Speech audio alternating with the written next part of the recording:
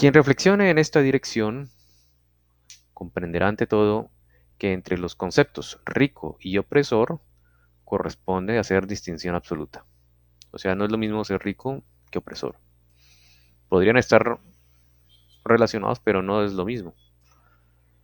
Ser rico o ser pobre depende de la capacidad personal o de los antepasados o bien de otras cosas. Con estos hechos nada tiene que ver el que uno explote la capacidad de trabajo de los demás, al menos no directamente. Pero mucho tiene que ver con otro aspecto, a saber, con que las instituciones existentes o las condiciones en que vivimos funcionan con un arreglo al lucro personal. Esto es importante porque aquí Steiner empieza a partir de este concepto a dar luz de qué es lo que está pasando, ¿no? Hay que tenerlo claramente presente, pues de otro modo se llegará a un total malentendido de lo que se expone. Si hoy me compro un traje, parecerá lo más natural, según las condiciones en que vivimos, adquirirlo lo más barato posible. Esto es lo normal. Uno trata de buscar hacer economía, ¿no? Quiere decir, solo tengo en cuenta lo que para mí tiene importancia. Con esto se alude precisamente a lo que rige toda nuestra vida. Fácilmente se opondrá. No es que las personas y los partidos de orientación social tratan de subsanar este defecto esforzándose en proteger el trabajo y que la clase trabajadora y sus representantes reclaman mejores remuneraciones y reducción de las horas de trabajo. Ya se ha dicho, desde el punto de vista del tiempo presente, no hay nada que objetar contra semejantes exigencias y medidas que se tomen, pero tampoco se trata de hablar en favor de cualesquiera de las exigencias partidistas ni de tomar partido pro o en contra en sentido alguno. Tal actitud queda totalmente exenta de las consideraciones en la ciencia espiritual. Esto es importante. Aquí no hay que tomar partido de ningún lineamiento político del país que sea o del lugar que sea, porque eso está por encima de eso, lo que va a exponer Steiner.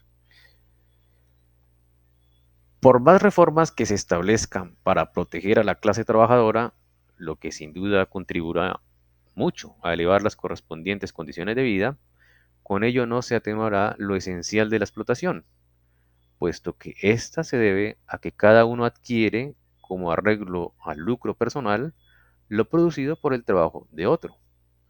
No importa que yo posea mucho o poco, si lo empleo para satisfacer mi interés personal, en sentido egoísta, esto significa necesariamente la explotación del prójimo.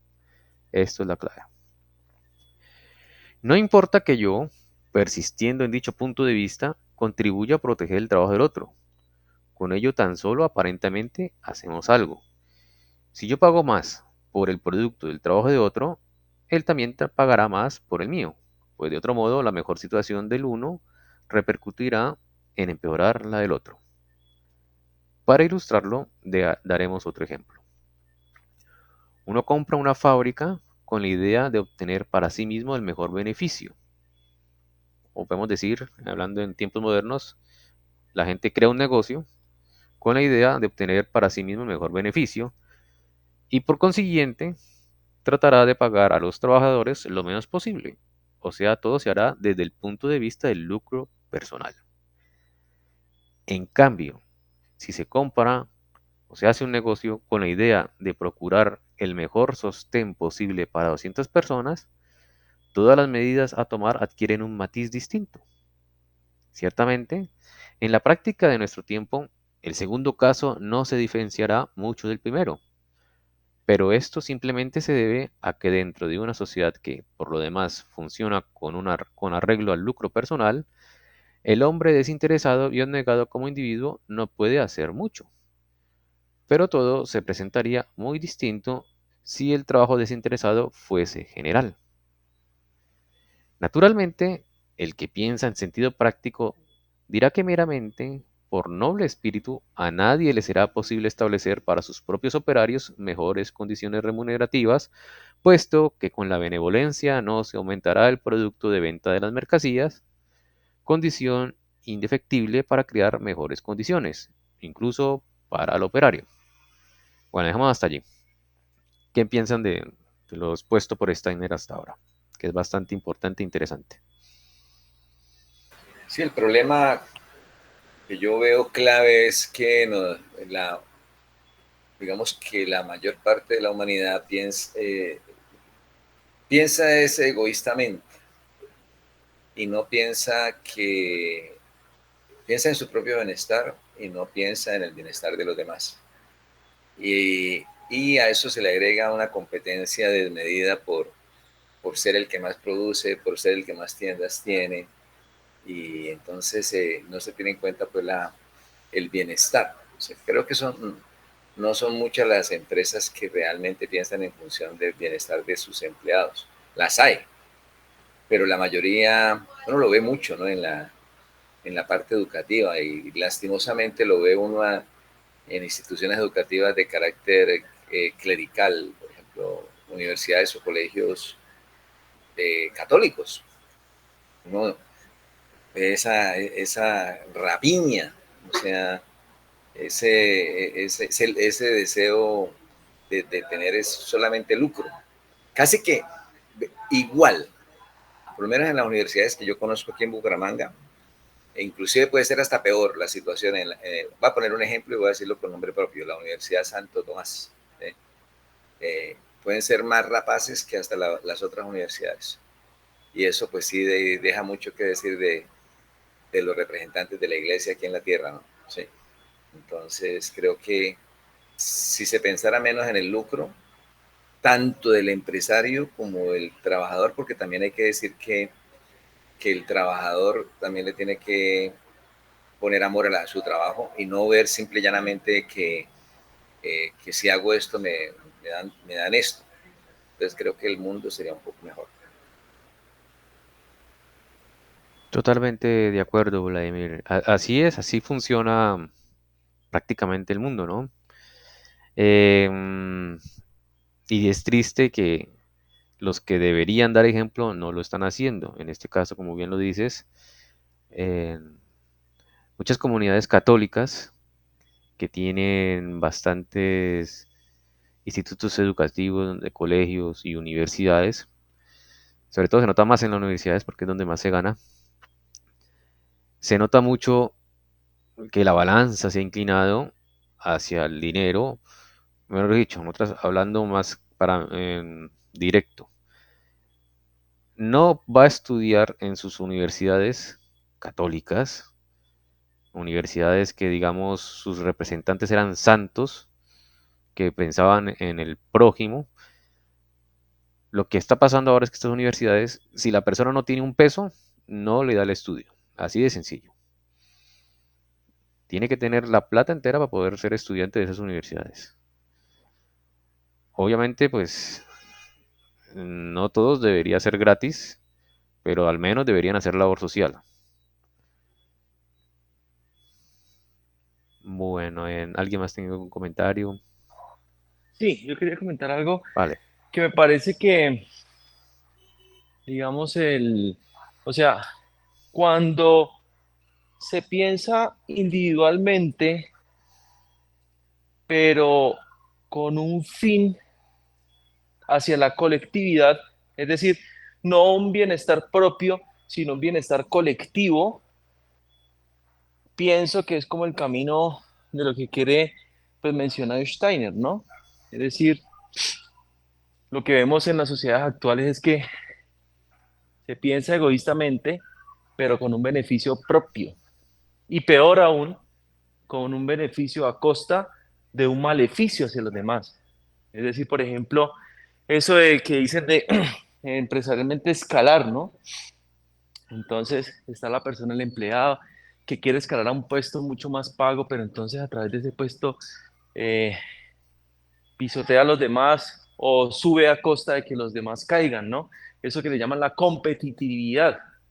A mí me parece que eso es súper oscuro. Y pienso que uno de los caminos interesantes es que se debe pensar egoístamente, pero con un bien propio. Es decir, egoístamente es pensar en que realmente tengo que atacarme para ser mejor, pero no solamente pensando en mi beneficio propio de ser mejor, sino que tengo que tener una mirada hacia el bienestar social.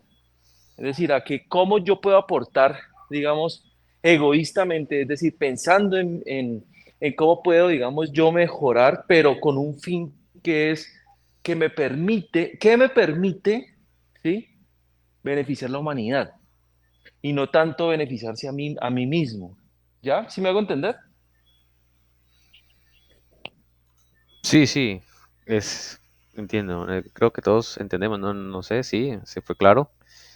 Y pensando en la misma línea, eh, sí, eso, no sé si antes existía, pero ahora definitivamente en nuestra época nadie está pensando en favorecer a los demás.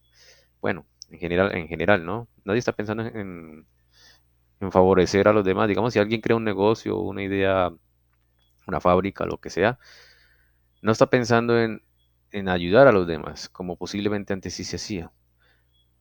Hablando con la misma idea de la educación, digamos, cuando una persona, digamos, hacía un colegio, algo propio, algo privado, em, lo hacía era pensando en que o sea, querían enseñar, quería educar, digamos, a la sociedad.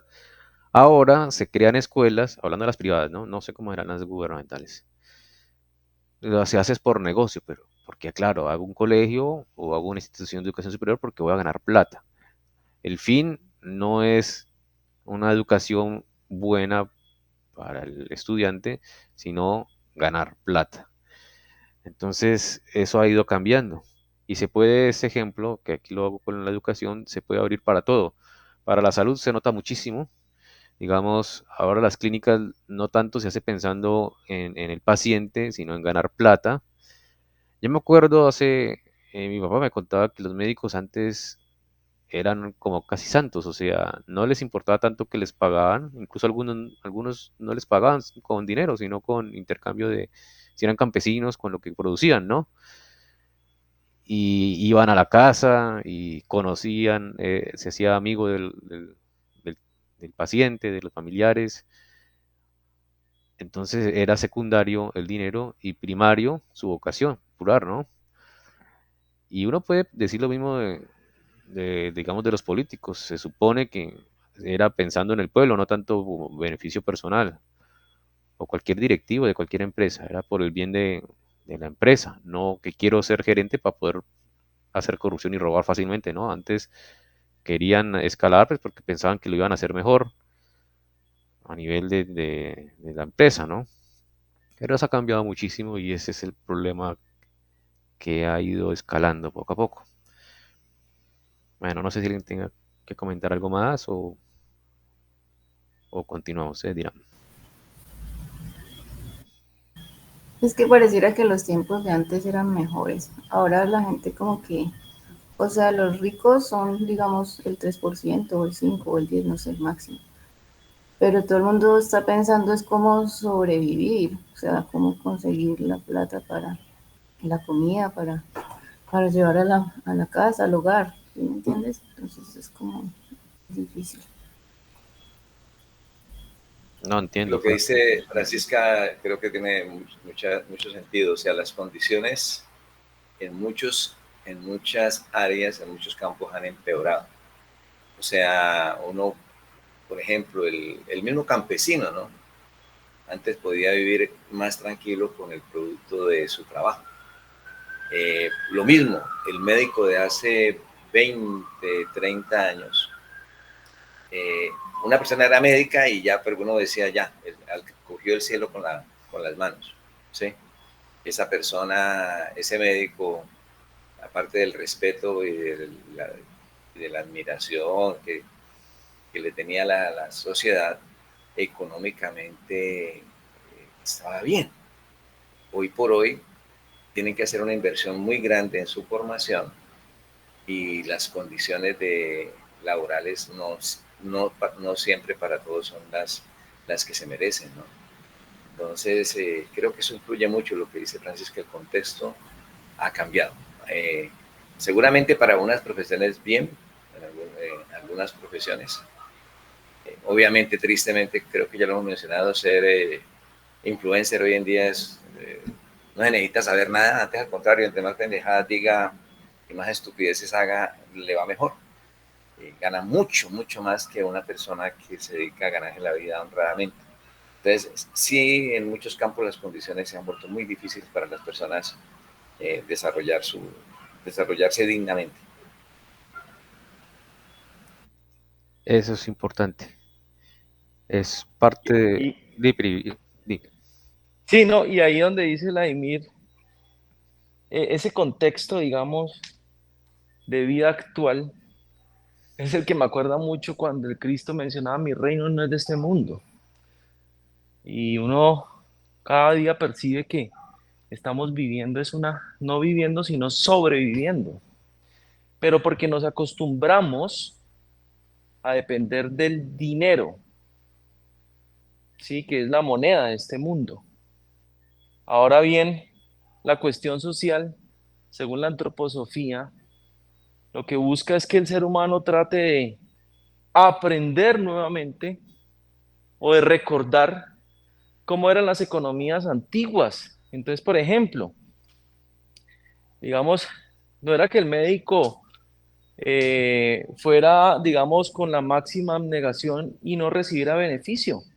Sí recibía beneficio porque podía recibir una oración o podía recibir unos huevos o una gallinita o un plátano. Yo me acuerdo de mi tío que él alcanzó a vivir esa época y él me decía, ellos tenían pacientes que eran de Ecuador y que eran muy pobres y él nunca puso ningún problema por no atenderlos porque no tenían dinero. Y ellos mismos, él sin decirles, ellos mismos le llevaban que unos plátanos, que una gallina, que yo no sé qué. Entonces, esa es la economía que se llama la del trueque, ¿no? Pero entonces me recuerda mucho que obviamente estamos sobreviviendo, pero es porque todavía tenemos ese contexto que es prácticamente imposible, ¿sí? Muy difícil de desestructurar, y para eso es que está la antroposofía, para que nosotros podamos desestructurar eso antiguo, ve, pero este concepto de depender del dinero y poder estructurar un concepto nuevo que es aprender a manejar la economía sostenible. Entonces, ya me acuerdo también otra historia, cuando yo fui a llevar a los de Alemania a un grupo de campesinos amigos que, bueno, estuvieron los alemanes, estaban contándoles la agricultura biodinámica, y uno de los campesinos se paró y dijo, es que nosotros antes teníamos policultivos, las tierras colombianas siempre han sido muy ricas en nutrientes y teníamos que el café, que el plátano, el naranjo, la yuca, ¿sí? Pero cuando llegó Monsanto con su regrowth, o sea, con su, ¿cómo es que se llama ese? Bueno, con ese veneno que le llaman fertilizante. Ellos llegaron a a mostrarles un mundo baladí al campesino diciendo que podían tener mejor productividad, ¿sí? Y a su vez lo que hicieron fue acostumbrar esas tierras a un fertilizante y ya después ya no habían semillas orgánicas que pudieran sostenerse frente a esos venenos y tocaba y ya les vendían eran las semillas transgénicas. Entonces los acostumbraron a depender de algo. Y ahora el campesino tiene que volver a desaprender para volver a tomar la estructura, por ejemplo, del policultivo y demás, que como decían los profes de antroposofía, es mucho más rentable, pero a largo plazo, es decir, a corto plazo, digamos, no tiene un bienestar tan, por decirlo así, tan próspero, ¿sí? Como lo dicen ahora, pero sí tiene un bienestar crónico en el tiempo en donde ya si no hay, digamos, producción de café, no importa porque el campesino va a estar produciendo la papa, la yuca, va a estar produciendo la naranja para su familia. Entonces, digamos, ese es el concepto por el cual, digamos, ya no se debe depender como tal de una estructura monetaria, sino que se debe aprender nuevamente a utilizar las estructuras sostenibles, que eso es uno de los temas súper importantes y que nuevamente con todas estas historias, ¿verdad? Esa gran necesidad que nosotros debemos de aprender en la actualidad, a no sobrevivir, ¿sí? Dependiendo de un sistema monetario, sino a reaprender los contextos antiguos de cómo manejaban la economía, por ejemplo, los antiguos, ¿no? Sí, sí, sí, es correcto. Em, ¿Alguien más quiere decir algo? Sí, mi mamá. Buenas noches a todos. También oyéndolos, yo también pensaba que pues antes había como más sabiduría, la gente era más simple, más sencilla, más humilde, pues muy inteligente, ¿no? Y entonces se ha llegado como a poner por encima de todo el Dios dinero, ¿cierto? Lo que vale hoy en día es el dinero. Entonces la gente vale hoy en día no por lo que es interiormente, sino por el número de plata, cómo viste, cómo vive, ¿no es cierto? Entonces yo también pensaba que el ser humano, pues no sé, nos estamos como alejando mucho de Dios, de lo espiritual, del trabajo interior. Entonces hoy el que gobierna es Dios dinero y el modo de pensar ha cambiado mucho en los jóvenes hoy en día. Y eso le llaman libertad, esa forma en que están pensando hoy en día de todo, absolutamente en todos los temas, lo que piensan de la libertad, los conceptos que tienen de todo eso, de muchas cosas. Entonces hoy en día es como si, pues uno diría el ser humano con tanta tecnología y con tanta cosa más inteligente es, pero a veces la inteligencia no es tanto por el lado de las matemáticas y de lo racional, sino también la inteligencia es espiritual y se ha desvalorizado mucho. O sea, no se le pone tanta atención a eso. Pensaba. Sí. Sí, sí, así Y, es. y quería complementar una cosa que dice Martica que también parece súper bonita. Es como una historia ahí que una vez leí que estaban como ahí el ser humano en su mundo preocupado, ¿cierto? Y entonces se acuerda de que en la Biblia decía, te ganarás el pan con el sudor de tu frente, ¿no? Entonces estaba todo contento, la persona, ¿sí? Porque pues decía eso, ese concepto, se acordaba cuando le llegó el diablo y le dijo al lado, le dijo, ¿y cómo se compra el pan? Tratando de, pues, decirle al hombre que el pan se compraba con el dinero, ¿no? Pero entonces puso a dudar al hombre. Cuando llegó su ángel guardián y le dijo, el pan se compra con el sudor de tu frente. Le volvió a responder al diablo. Entonces, es así, ¿no? Digamos que uno piensa porque el sistema nos ha educado de desde, pues, o sea, milenios, de que debemos de depender de un sistema monetario, pero en realidad no. Y cada día peor. Por ejemplo, yo me acuerdo que mi padrino me explicaba que incluso el billete, por ejemplo, el de 10.000 pesos, decía 10.000 pesos oro. Es decir, que se sustentaba en algo físico, en un mineral, por ejemplo, en un metal, por decirlo así. Pero ahora no. Ahora ya no dice, dice 10.000 pesos. Y eso que ya ni siquiera quieren tener los billetes, sino que ya es aparecer un número, ¿sí? En una cuenta. Y esos números cada día cambian, ¿sí? Con las cosas que le llaman que el trading, que la bolsa, o sea, son fluctuaciones que hacen que ni siquiera tienen una ciencia ni un razonamiento, porque son fluctuaciones que dependen de muchas variables. Entonces ya no se está sustentando como tal las cosas que nos tenemos que ganar con el sudor de nuestra frente, no se están sustentando en algo físico, sino en algo virtualizado. Entonces, también me acuerda mucho del libro de La Encarnación de Arimán que nos menciona que uno de los, bueno, Pri, no sé si es ese de la reencarnación de Arimán no, creo que es la octava esfera, el capítulo, que no me acuerdo en qué libro está, pero nos menciona prácticamente eso, que una de las funciones de estas entidades adversas es ir plasmando un mundo, ¿sí? En el cual se pueda desmineralizar las cosas, pues, para que el ser humano se pueda perder en ese contexto y pueda irse a ese mundo. Y el que se va para ese mundo no puede tener cabida atrás. Entonces, ahí ya vamos viendo que tiene un contexto también oscuro todo lo que está sucediendo. Y eso también nos debe alertar mucho para buscar las herramientas que nos permitan ser sostenibles en este mundo, pero no a través de un sistema monetario, sino a través de eso que nos recuerda la Biblia, que es te ganarás el pan con el sudor de tu frente, es decir, con cómo las acciones físicas, los hechos que nosotros, las obras que nosotros ejecutemos son las que van a reconocer quiénes somos en realidad, ¿no? Sí, sí, así es. Hay mucho que hablar al respecto, son muchos temas que están involucrados. Eh, sí, realmente la humanidad tiene que aprender a darse cuenta de que el dinero no es el fin, ¿no? Eso es llevarlo a una encrucijada de muerte espiritual.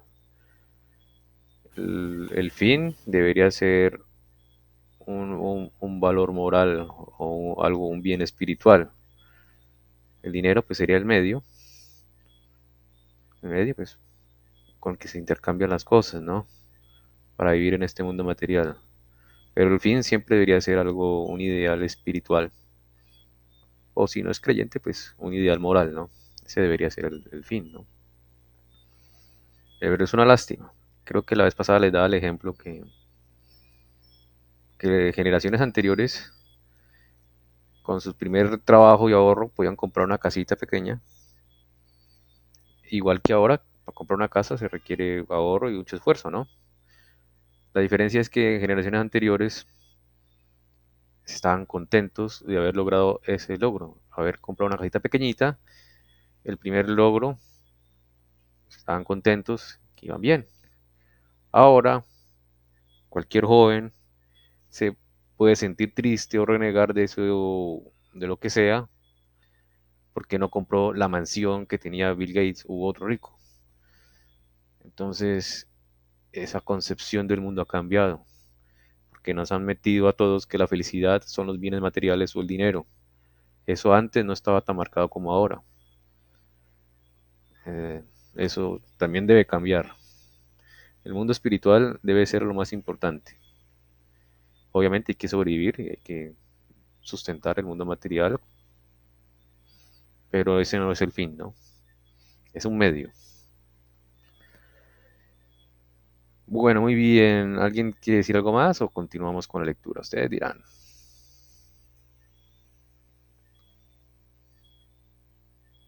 Continuemos, Santi. Vale, muy bien.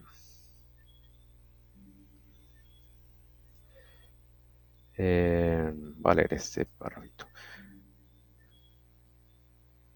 Naturalmente, el que piensa en el sentido práctico dirá que meramente por noble espíritu a nadie le será posible establecer para sus propios operarios mejores condiciones remunerativas, puesto que con la benevolencia no se aumentará el producto de venta de las mercancías, condición indefectible para crear mejores condiciones incluso para el operario. No obstante, lo que importa es llegar a comprender que esa objeción es totalmente errónea. Todos los intereses y con ello todas las condiciones de vida cambiarán cuando al adquirir esto o aquello se considera ante todo no el interés de sí mismo, sino el de los demás. El que solo trate de servir a su propio bienestar se empeñará en adquirir todo cuanto pueda, sin tomar en consideración cuánto trabajo de los demás es necesario para satisfacer sus necesidades. Y esto le conducirá a utilizar sus fuerzas en la lucha por la existencia. Al fundar una empresa o crear un negocio con fines de lucro para mí, no tomo en consideración de qué manera se movilizan quienes para mí han de trabajar. Pero todo cambia si mi persona no entra en consideración, sino únicamente el punto de vista de cómo mi trabajo sirvo a los demás. No me veré obligado a emprender nada que resultaría en prejuicio de otros, pues pondré mis fuerzas a servicio, no de mi persona, sino de los demás, y esto conducirá a un muy distinto desarrollo de las fuerzas y capacidades humanas. Con respecto a esto, hay un conferencista muy importante un administrador muy bueno, argelino. eh, Ojalá puedan ver en YouTube algunas de sus conferencias, llamado Omar Aktuf, ¿no? Omar Aktuf decía, y él decía con un poquito de risa e ironía, que muchos jefes le dicen a los empleados que tienen que tener amor por la empresa, como si fuera suya. Trabajen con esa mentalidad, ¿no? Y él decía que, ¿cómo le dicen eso si eso es mentira? Sería verdad si ellos tuvieran acciones o representación de las ganancias de toda la empresa o el negocio. Ahí ese discurso sería verdad. Entonces, sería muy distinto si, digamos, todo el trabajador tuviera parte de la ganancia de las empresas, ya sea de cualquier tipo, y no que todo se lo quedara, digamos, una junta directiva o una sola persona, ¿no? De esa manera sería más social y un poco, en cierto sentido, más justo con el trabajador, porque de esta manera sí es dueño de verdad de la empresa, así sea en pequeño porcentaje. Bueno, ¿ustedes qué piensan? Ah, yo me acordé ahorita, de pronto ustedes también se acuerdan, de que Rafael nos comentaba en alguna oportunidad que me parece un ejemplo muy bonito porque también este señor pues da ejemplo, ¿no? Que por ejemplo que en Japón un señor dueño de, digamos, de, no sé, de X empresa de carro, la Nissan, bueno, Está hablando cualquiera de de esos, Omar Aktuf, ¿no? El ejemplo, ¿no? Que él decía, sí. no, pero también decía, no sé si es la misma cosa, pero que, por ejemplo, el gerente, pues el dueño de la empresa, entonces su hijo, por ser su hijo, pues, pues cuando uno tiene una mentalidad muy egoísta, pues no, mi hijo es el que va a heredar y mi hijo es el que va a ser el gerente y ta, ta, ta. Entonces decía que Rafael nos contaba que no, que lo ponía desde el puesto más, como empieza cualquiera, el puesto más, desde bien abajo, el sueldo más bajo. Y según si él se estaba desenvolviendo bien en ese trabajo, pues iba subiendo, pues eso es con los años, me imagino, ¿no? Entonces me parece muy lindo porque no era por el hecho de ser el hijo que iba a ganar el puesto gratis y, ¿cierto? Sino que al mismo tiempo está dando ejemplo, ¿no? Mi hijo tiene que ganarse este sueldo y tiene que ganar y tiene que trabajar y aprender a ser responsable, ¿no? Entonces, me estaba acordando ahorita de eso porque normalmente el ser humano en medio del egoísmo en que andamos viviendo, pues uno diría todo lo contrario a lo que hacen allá los japoneses, ¿no? Que a sus hijos los ponen desde abajo, después más humildes que empiecen por allí. Me parece que eso es un trabajo espiritual muy bonito. Sí, sí, así es. De hecho, sí, lo que iba a decir es que ese ejemplo era de Omar Aktuf, porque tengo que decir que es que él da ese ejemplo de los Japón de los años 80, ¿no? Puede ser que ahora haya cambiado, pero en ese tiempo era así, como tú lo estabas diciendo.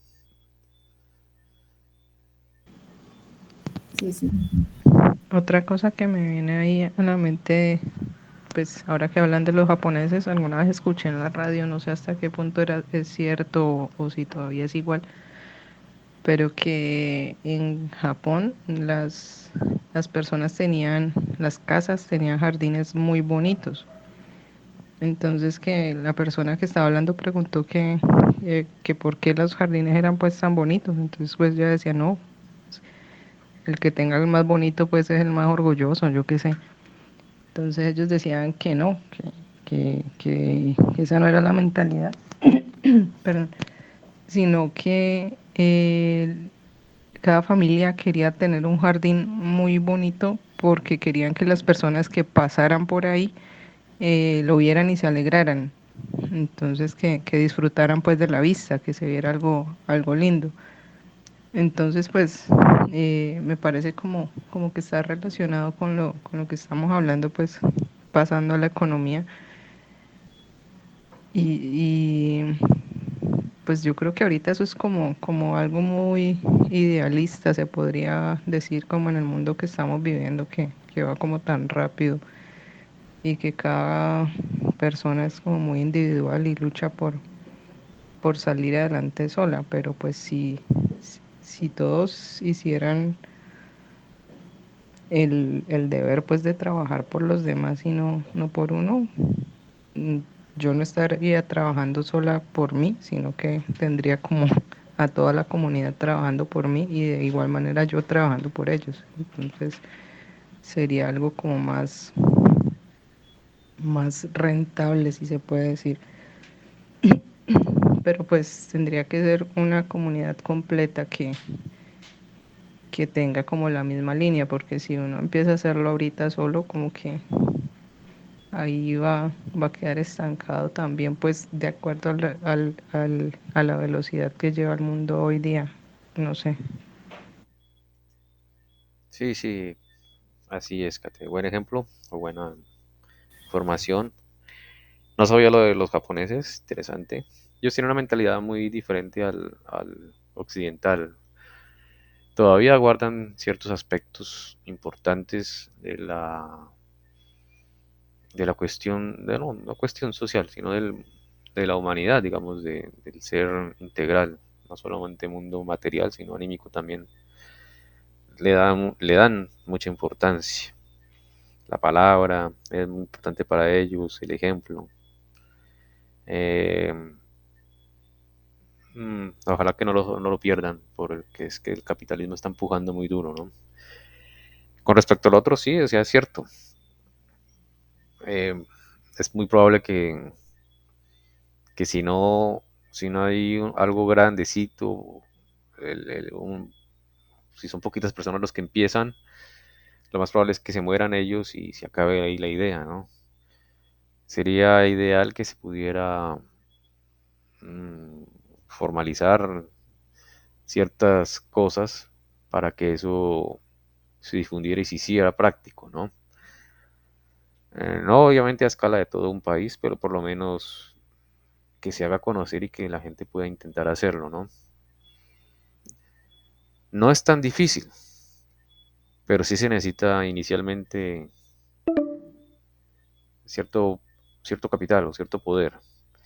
Si el Estado ayudara sería muy, muy bueno, pero es casi imposible esperar algo del Estado en este momento, porque el Estado se divide pues en tres ramas del poder y todas son muy egoístas y muy corruptas, pues por no decir más allá, ¿no? Toca a la sociedad misma autoorganizarse, tratando de pasar por encima de ciertas cosas que están establecidas. Ahora dicho, hay que sacrificarse para poder iniciar esto socialmente. Si no, lo veo muy difícil. ¿Alguien más quiere decir algo o continuamos con la lectura?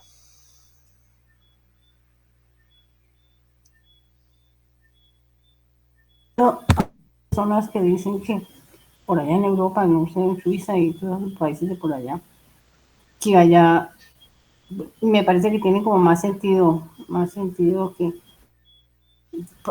de comunidad, de ciudad, de convivencia, trabajan todos igual y todos aportan pues, con los impuestos y todo, pero esos impuestos la gente no está triste ni mal agradecida porque ven, todo está invertido para el bien de todos, en los parques, las bancas, la ciudad, los campos, todos los jardines, y la gente vive bien, tiene buena educación, me imagino que salud también. Entonces todo se revierte, entonces me parece que es una mentalidad muy linda, muy avanzada. Trabajan duro y pagan bien y todo, pero se les saca un tanto por ciento, pero se ve y uno está contento. Eso he oído, ¿no? Por allá es así, me parece un ejemplo muy bonito a seguir.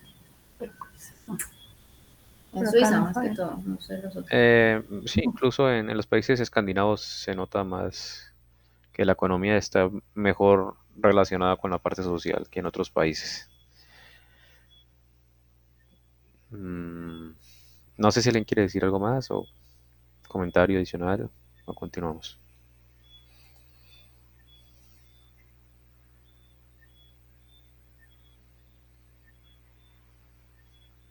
Continuemos.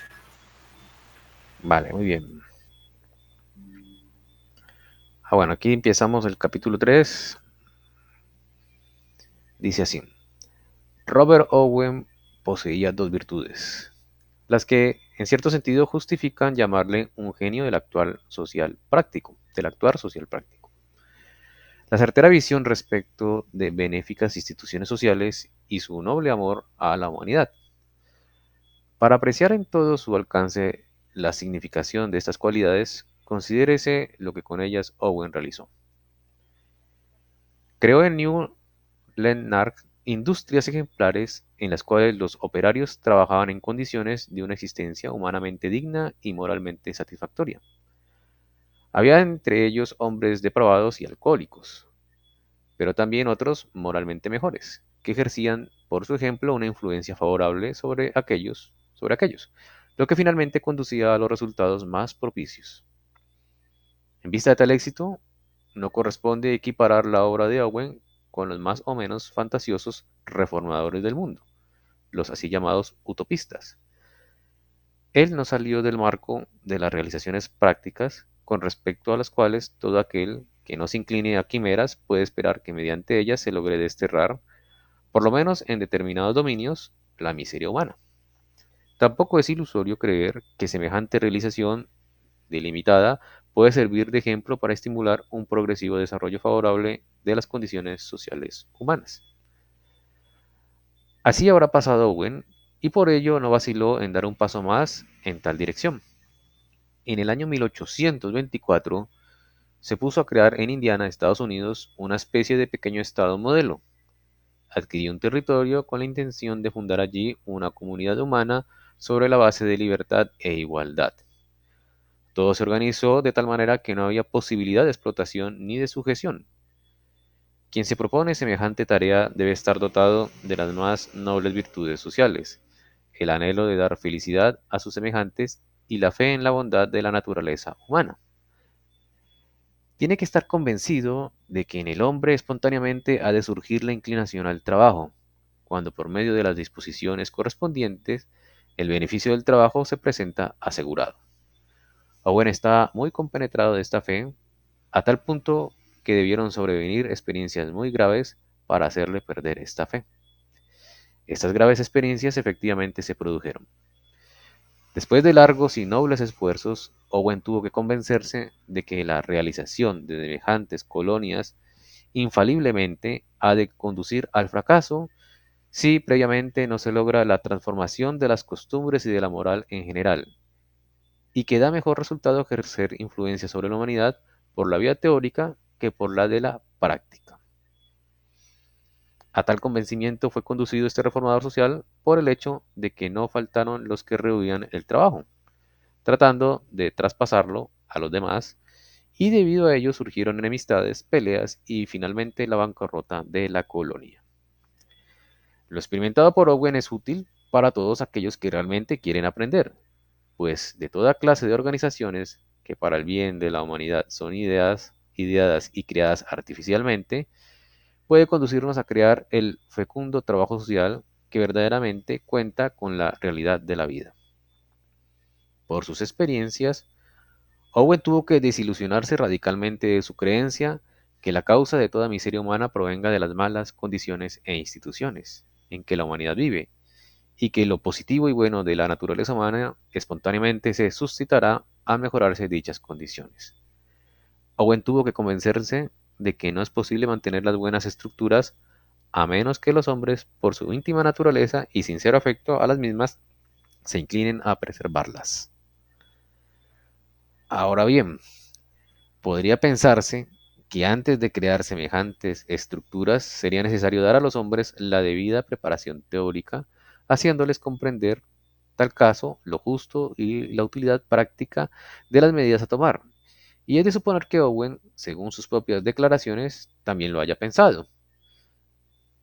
Sin embargo, únicamente se llegará a un resultado realmente práctico si se profundiza el estudio del asunto. Desde la sola fe en la bondad de la naturaleza humana, creencia por la que Owen se había dejado engañar, se debe pasar al verdadero conocimiento del ser humano. Toda claridad que jamás el hombre puede alcanzar con respecto a lo útil y benéfico de las condiciones e instituciones no conducirá a un resultado duradero, pues la sola comprensión de tal índole no basta para dar al hombre el impulso interior para trabajar, si en él, por otra parte, se suscitan los impulsos que nacen del egoísmo. Como el egoísmo forma parte de la naturaleza humana, surge en el sentimiento cuando el hombre, dentro de la sociedad humana, debe vivir y trabajar juntamente con los demás. En cierto sentido, esto conduce necesariamente a que en la práctica la mayoría de los hombres consideren como la mejor organización social lo que mejor llegue a satisfacer las necesidades del individuo. De modo que, por la influencia de los sentimientos egoístas, la cuestión social toma naturalmente la forma de esta pregunta: ¿qué condiciones sociales hay que crear para que cada uno para sí mismo pueda obtener el producto de su trabajo? Y particularmente en nuestro tiempo del pensar materialista, son muy pocos los que toman en cuenta otra condición. Frecuentemente se oye decir, cual una verdad absoluta, que no es concebible un orden social basado en la benevolencia y el sentimiento humano. Antes bien se considera que la comunidad humana como un todo prospera de la mejor manera si el individuo puede asegurarse el producto pleno de su trabajo, o bien la mayor parte. La ciencia espiritual, que se basa en el profundo conocimiento del ser humano y del mundo, nos enseña justamente lo opuesto. Nos explica precisamente que toda miseria humana es en verdad la consecuencia del egoísmo y que necesariamente han de producirse miseria, pobreza e infortunio general si de alguna manera la comunidad se basa en el egoísmo. Empero, para comprenderlo hacen falta conocimientos más profundos de los que se ofrecen dentro del marco de la sociología. Esta ciencia que trata de las condiciones de desenvolvimiento de la sociedad humana no toma en cuenta las fuerzas más profundas de la vida humana, sino únicamente su aspecto exterior. Es más, en la mayoría de los hombres de nuestro tiempo, difícilmente se podrá despertar siquiera una idea de la existencia de esas profundas fuerzas. Antes bien, consideran como hombre soñador, ajeno a la práctica, al que les habla de semejantes cosas. Bueno, muy bien. Yo creo que podemos dejar allí y más bien la próxima semana podemos retomar el párrafo, dos párrafos anteriormente, para continuar con la idea de Steiner que está empezando a desarrollar en este capítulo. No sé si tengan algún comentario o pregunta. Ya se va a apagar la reunión. Queda un minutico. Sí. Bueno, entonces creo que podemos despedirnos y continuar dentro de 8 Listo. días. Bueno, feliz noche para todos. Bueno, muchas gracias. Feliz noche, un abrazo. Para todos. Bien. Chao, chao. Gracias. Chao, un abrazo, gracias. Feliz noche para todos. Igualmente, saludos. Igualmente. Chao. Gracias, Vladi. Chao. Chao.